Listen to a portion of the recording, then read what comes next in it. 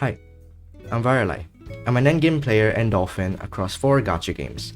I want to do something that I don't think has been done before, and that's ranking how difficult or efficient the artifact systems are for each game. Genshin Impact, Honkai Star Rail, Zenless Zone Zero, and Wuthering Waves. I am rating how efficient an artifact system is based on the number of variables, layers of RNG, and drawbacks in the system that get in the way of farming artifacts and building characters. I will also account for any benefits and quality of life additions that make the process of farming artifacts and building characters easier.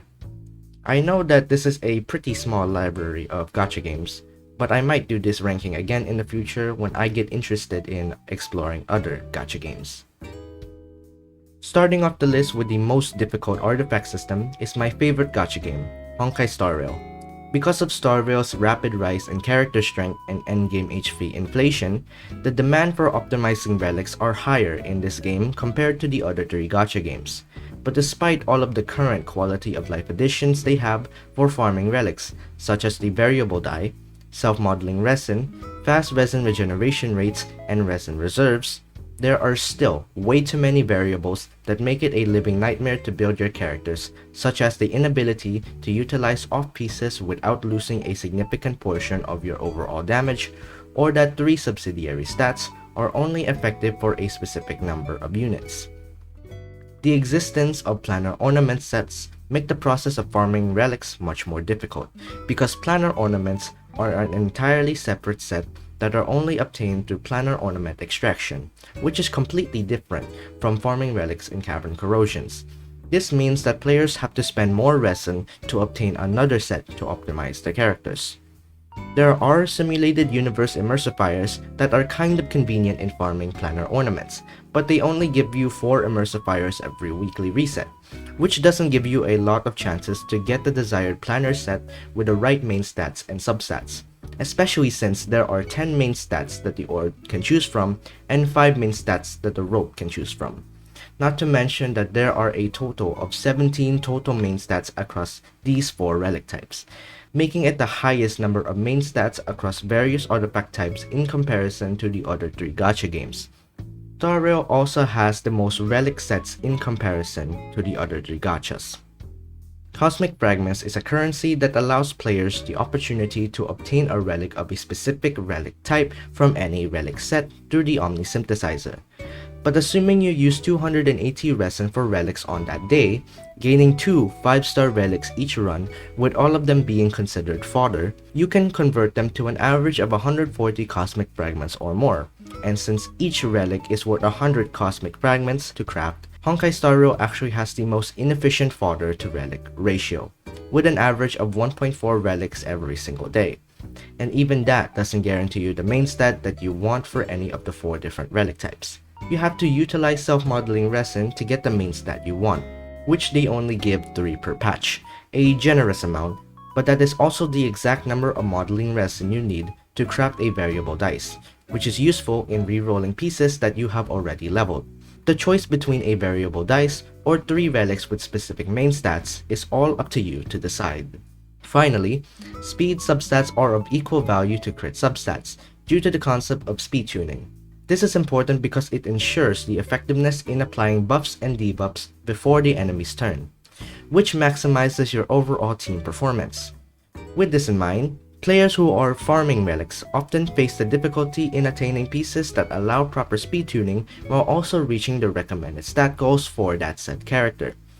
Because of the numerous variables in Star Rail's relic system that make the process of farming relics and building characters overly arduous, I have to place the system in last place. The next game with a slightly better system is Wuthering Waves. Wuthering Waves also has fast resin regeneration rates and resin reserves, but it's vastly different when it comes to building characters and obtaining relics, or echoes in this case. This echo system has its own set of benefits, such as the ability to obtain echoes by defeating enemies in the overworld or by defeating weekly bosses, with this number being practically infinite. It has the lowest total number of main stats across all artifact types. If you're having trouble finding a specific main stat on a specific set, you can utilize modifiers, which lets you change the main stat of any unleveled echo to your desired main stat of your choosing. And these modifiers are relatively easy to obtain because a generous amount of modifiers are found in events, the Coral Store, and the free section of the game's Battle Pass. Even with all of these benefits, there are still a lot of downsides that are present in this game's ecosystem, such as the inability to utilize off pieces without losing a significant portion of your overall damage again, or how upgrading echoes require two different types of materials, sealed tubes and premium tuners. These materials can be collected by farming tacit fields, finishing events, or by collecting them in the overworld. And despite the large amount of quantities you can get through this method, the quantity of these echo upgrade materials that can be collected in a span of a few days are finite overall, which doesn't complement the infinite amount of echoes that can be collected. This means that players will often run out of sealed tubes and premium tuners while having hundreds of echoes left unleveled. The difference maker as to why this system is slightly more efficient to farm than Star Rail's system is because you only need one full set of echoes to complete a character's build, as compared to Star Rail needing one relic set and one planar ornament set to complete a character's build. But even with that difference maker, the number of subsidiary stats and their respective low, middle, and high rolls still make it difficult to build your character. Wuthering Waves also has the data merge system, which converts 5 echoes into 1. So let's assume that you have 240 resin that you are going to use to farm echoes in tacit fields, gaining 4 echoes each 60 resin run. With all of them being considered fodder, you can convert them to an average of 3 new echoes through the data merge system. I did mention before that Honkai Star Rail has the most inefficient fodder to relic ratio, but for Wuthering Waves, it has the most inefficient fodder to relic system. Because despite converting all your daily echo fodder into an average of 3 new echoes, the echoes that you obtain through the data merge are entirely random. You have no control over the echoes you want to obtain through this specific system. So with all of these variables that are in the way of efficiently farming your echoes and building your characters, I place Wuthering Waves system in 3rd place. The next game on the list is my first gacha game, Genshin Impact. Genshin has one of the most straightforward artifact systems. It's tied with Zenless Zone Zero on having the least amount of substats that you can familiarize yourself with. It's the only gacha game that has a 2x and 5x multiplier bonus enhancement when leveling your artifacts. Its miscellaneous substats are very valuable to several units, and it's the only gacha game on this list that allows players the opportunity to equip off pieces for your characters without losing any set bonuses from the character's main artifact set. Genshin has the artifact transmuter, which uses elixirs in order to pick an artifact from any set, while also being able to pick that artifact's main stat and 2 subsidiary stats, with those 2 substats having a guarantee of 2 total rolls split between them.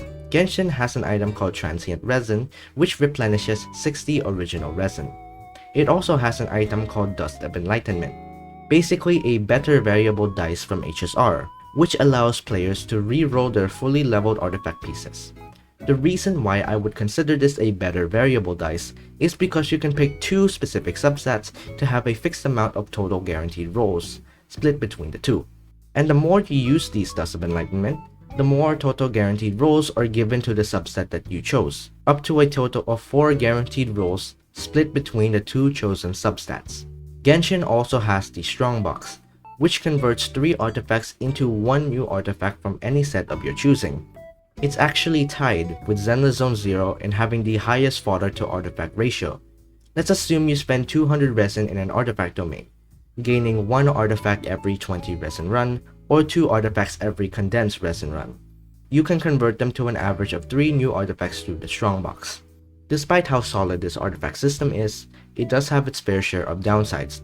For starters, Genshin is the only game that has the lowest daily resin limit of 200, the slowest resin regeneration rate by 2 minutes, and the absence of resin reserves.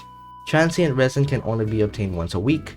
The Strongbox is the only system across these 4 gacha games that doesn't actively include any of the newly released sets, while also being unable to pick the artifact type that you want, and elixirs for the artifact transmuter are a scarce resource, because you can only obtain 1 per patch or 2 depending on the map expansion. This means that it would take weeks or even months to obtain the number of elixirs that you need to get a specific artifact that you want. and it's not even guaranteed for that piece to roll successfully, despite the 2 total guaranteed rolls to the subsets of your choice. I would also like to add that Genshin has the lowest demand for optimizing artifacts compared to the other 3 gacha games. This means that you can get away with clearing endgame content with decent artifacts on your characters. The reason why this is the case is because of Genshin's combat system being elemental reaction focused. So having proper team synergies, rotation timings, high character levels, and high talent levels are more important factors to focus on compared to optimizing your artifacts. With all of these advantages and disadvantages that the Genshin artifact system has, I would put Genshin Impact in a solid second place. Last but not least, the gacha game with the most efficient artifact system, Zenless Zone Zero. Zenless has a lot of quality of life features and advantages in its system, so I'll quickly go through them. It has fast resin regeneration rates, resin reserves, a coffee shop that can offer players 80 additional resin every single day. It's the only game that allows players to farm artifact XP separately. It's the only game with consistent main stats for the first 3 disc slots instead of 2 that are found in Star Rail and Genshin's artifact system. Its miscellaneous substats are adequate for many units. It's tied with Genshin in having the least amount of subsidiary stats.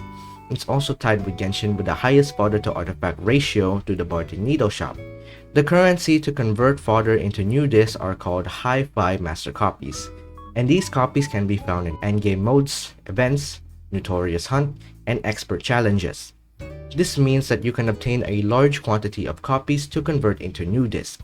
Bardic Needle also allows players to pick a specific disc slot of their choosing, and even though this doubles the cost of copies needed to craft, it's still a convenient quality of life feature. You can also use an item called Tuning Calibrators to pick the desired main stat of your choosing. Lost Void, which is an endgame that is similar to Simulated Universe from HSR, offers 4 Victoria housekeeping coupons every week. But unlike its HSR counterpart, it can be used to directly collect the rewards of routine cleanups, which are the disc drive sets. And these sets are not a separate set like the planner ornaments.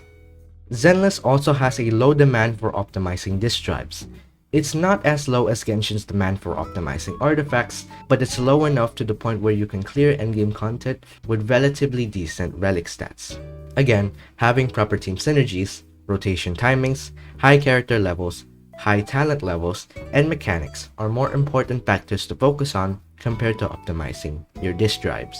Even with the overwhelming amount of benefits that Zenless disk drive set has, it still has a few minor yet significant drawbacks, such as the tuning calibrator not having a subsidiary stat selector, meaning that it is entirely possible to use all the tuning calibrators that you have saved and obtain 0 successfully leveled disk drives, or that the other 3 disk drive slots each have a large library of main stats that it can randomly get, or the fact that despite the game allowing players the opportunity to use 2 off pieces, optimizing these off pieces require those 2 disk drives to be of the same set, which doesn't compare to Genshin allowing players to use an off piece without interfering with any combination of set bonuses.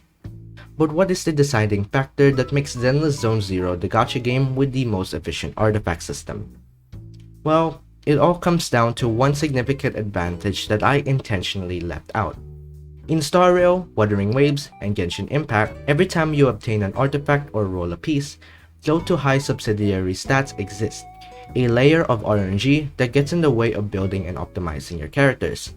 But Zenless Zone Zero does not have this issue. Each disk drive that you obtain and roll will always have the same fixed number for that substat. For example, Anomaly Proficiency will always start with a substat value of 9, and each roll towards Anomaly Proficiency will increase that substat value by the same value of 9. The same can be said for all substats. So for a substat like crit damage, which will always start with a substat value of 4.8, each roll towards crit damage will increase that substat value by the same value of 4.8. That layer of RNG being removed from the game is a noteworthy difference maker, and along with all the benefits and minimal amount of drawbacks that the disk drive system has, I am willing to put Zenless Zone Zero in first place as the gacha game with the most efficient artifact system.